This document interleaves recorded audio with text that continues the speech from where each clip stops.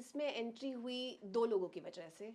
एक जो इनके कास्टिंग डायरेक्टर थे अभिमन्यु रे, और मिस्टर रवि उद्यावर।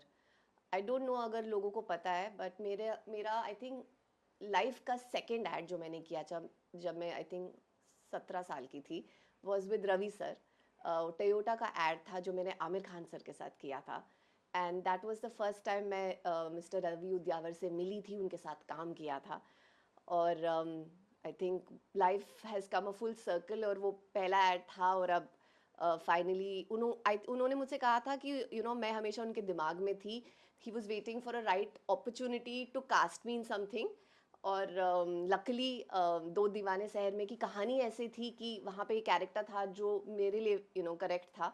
तो उनका फ़ोन आया था मुझे, और अभिमन्यु रे का, दोनों का कॉल आया था, और उन्होंने मुझे बताया था कि रवि सर एक फिल्म बना रहे हैं and he would really like to meet you regarding that. तो फिर मैं गई रवि सर से मिलने, और हम लोगों ने बहुत सारी बातें करी फिल्म को छोड़कर, क्योंकि हम बहुत टाइम के बाद मिल रहे थे। And then he narrated the story of Do Deewane Sheher में।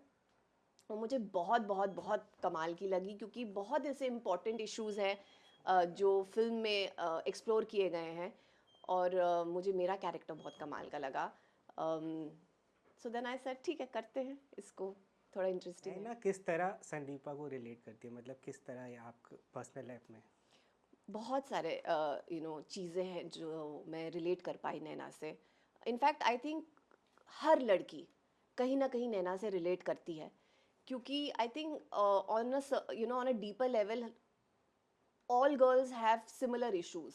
चाहे वो सीकिंग वैलिडेशन हो, या हमेशा लड़कियों को बोला जाता है कि दे आर नॉट इनफ। और हमेशा अगर आप नोटिस करोगे, लड़कियां हमेशा किसी ना किसी डाइट पर होती हैं। कोई ना कोई ब्यूटी ट्रीटमेंट्स करा रही होती हैं, कभी अपना हेयर कलर चेंज करा लेंगी, मेकअप में इतना इंटरेस्ट दिखाती हैं। Why? Because somehow we feel कि हमें बेटर दिखना है, हमें बेटर होना है। क्योंकि सोसाइटी उन्हें बोलती है कि जैसी तुम हो वो काफ़ी नहीं है, तुम्हें कुछ और करना पड़ेगा to become better, to be better. तो आई फील लाइक ये एक बहुत बहुत इम्पॉर्टेंट एक सब्जेक्ट है, जो जिससे मैं रिलेट कर पाई हूँ, क्योंकि even as as as someone in the industry, no matter आप कौन सी फिल्म करो, आप अपने लुक्स के लिए जज किए जाते हो, आप अपने वेट के लिए जज किए जाते हो। तो लड़कियों के लिए स्पेशली ऐसा हो जाता है ज़्यादा, लड़कों में उतना नहीं होता है। वेरी वेरी रेयरली आप एक किसी मेल एक्टर को ऐसे इंस्टाग्राम पोस्ट पे देखोगे जहाँ पे उसकी वेट को लेके उसकी बात की जा रही है, या उसके लुक्स के ऊपर बात की जा रही है। ऐसा यूजुअली औरतों के साथ ही होता है somehow. And I felt like this is something that we need to talk about, because आजकल के सोशल मीडिया की इस जनरेशन में ना सीकिंग वैलिडेशन एक बहुत क्रेजी चीज़ बन गई है। हम लोग कॉन्स्टेंटली फिल्टर्ड दिखना चाहते हैं, हम चाहते हैं कि हमारा स्किन एकदम चकाचक दिखे, उसमें एक निशान भी ना हो, बाल हमेशा लशियस दिखे।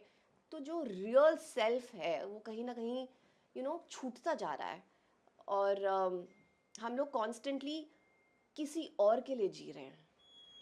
तो ये सारी चीज़ें आई फेल्ट व addressed very correctly through Naina in the film. तो मैं इसलिए एक्साइटेड थी करने के लिए, क्योंकि ऐसी बहुत सारी लड़कियां हैं जो सेम इश्यूज से गुजर रही हैं, जो कॉन्स्टेंटली 5 किलो ऊपर 5 किलो नीचे यो यो करती जा रही हैं। 5 किलो घट जाता है, फिर कुछ टाइम के बाद वापस आ जाता है, फिर then they are trying to lose. So I felt ये कहानी बतानी चाहिए, क्योंकि वो लड़कियां जो कॉन्स्टेंटली अंडर कॉन्फिडेंट हैं, जो जो चाहती हैं, जो उनको हमेशा लगता है वो इनसिक्योर हैं, उन तक ये बात पहुंचे कि तुम जैसी हो ठीक हो, काफ़ी हो, अपने लिए भी और दूसरों के लिए भी, यू आर इनफ। कैरेक्टर के ऊपर काम करते हो, उसमें अपना बहुत कुछ डालते हो। और S like the insecurity, the frustration that Naina goes through through the film. एक तो वो अनअवेयर होती है इन सबको लेके सबसे पहले, फिर मृणाल उसको दिखा बोलती है कि ये चीज़ें हैं। तो कैसे वो उस टाइम तो बोल देती नहीं नहीं ऐसा कुछ नहीं है, बट वो घर जाके फिर सोचती है उन चीज़ों के बारे में, और फिर उसको रियलाइज़ होता है कि यार रोशनी सही बोल बोल रही थी। To be honest like I think कहीं ना कहीं नैना को पता ही नहीं था वो है कौन, क्योंकि वो हमेशा से दूसरों के लिए जी रही है। उसकी शादी भी जिससे हुई है वो एक एक्सपेक्टेशन के साथ हुई है, वो एक इंसान नहीं है। Because she is constantly seeking validation from our parents, from our husband, from her sister. तो I think the fact that I think कहीं ना कहीं हम सब ना थोड़े से लॉस्ट हैं।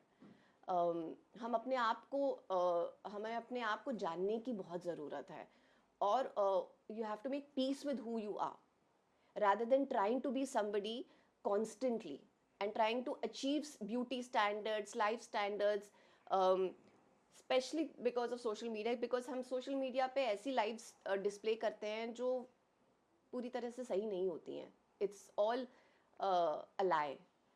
तो जो बाकी लोग देख रहे हैं, यू नो, इंस्टाग्राम, दूसरे लोगों का इंस्टाग्राम देख रहे हैं और अपनी लाइफ को उनके साथ कंपेयर कर रहे हैं, and then they feel obviously depressed because उनको लगता है कि यार इसने तो इतना अचीव कर लिया, इसकी यू नो इसकी रिलेशनशिप तो कितनी कमाल की है क्योंकि वो इंस्टाग्राम पे ऐसे कमाल की लग रही है, but in reality it might not be that. तो ये सारी चीज़ें कहीं ना कहीं मैंने भी एक्सपीरियंस करी हैं, और ये चीज़ें आई थिंक नैना की हमेशा मेरे साथ रहेंगी।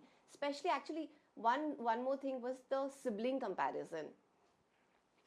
आई एम श्योर अगर यू नो आपके भी सिबलिंग रहे हैं तो कभी ना कहीं बचपन में या तो आपके पेरेंट्स ने या तो आपके टीचर्स ने आपको कंपेयर किया होगा आपके सिबलिंग के साथ, और कभी ना कभी कहा होगा तुम अपने यू नो भाई की तरह क्यों नहीं हो सकते, तुम अपनी बहन की तरह क्यों नहीं हो सकते। टीचर्स ने भी बोला होगा, अगर आप सेम स्कूल में पढ़े हैं तो ऐसा हो ही नहीं सकता कि आपको कभी टीचर ने नहीं बोला होगा why can't you be more like your brother, because you no शायद स्टडीज़ की वजह से, शायद डिसिप्लिन की वजह से, या कोई भी रीज़न हो। I think I don't think that parents realize और टीचर्स रियलाइज कि कितना इफेक्ट करता है छोटी छोटी चीज़ें बच्चों को। These are traumas that you are giving to kids and you don't realize them, and ये ट्रॉमास तब निकल के आते हैं जब वो इंसान बड़ा हो जाता है, रिलेशनशिप में आता है, लाइफ जी रहा होता है, and then it becomes very very difficult to address these traumas. So a small thing as तुम क्यों नहीं उसकी तरह बन सकते is so detrimental to your growth, and it's not something that, it's something that parents should be made aware of, teachers should be made aware of, because ये उनकी responsibility है। उनको लगता है क्या कौन सी बात है, छोटी सी तो बात है, कौन सा मैंने ऐसा कह दिया, but these are very very you know important and strong things. Sir आ रहे बहुत पॉजिटिव रिस्पॉन्स आ रहा है इस पर आपका। Yes.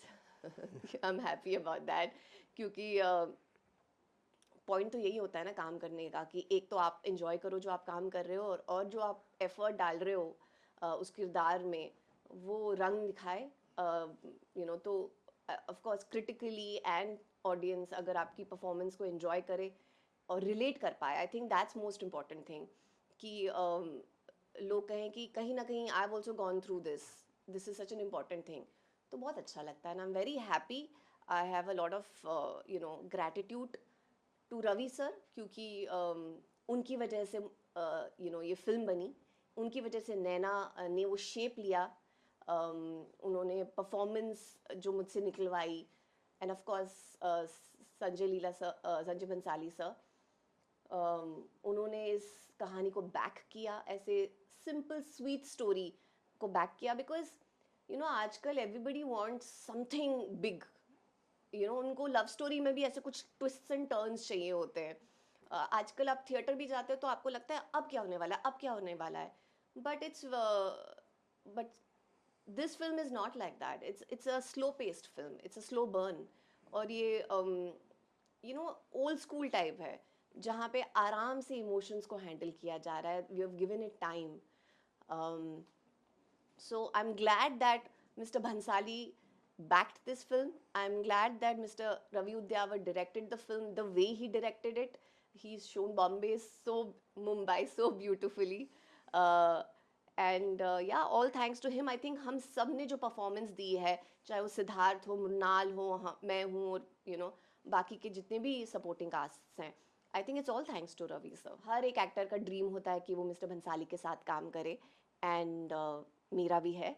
अब now my next is to be directed by him. अब तो I hope that happens, so fingers crossed.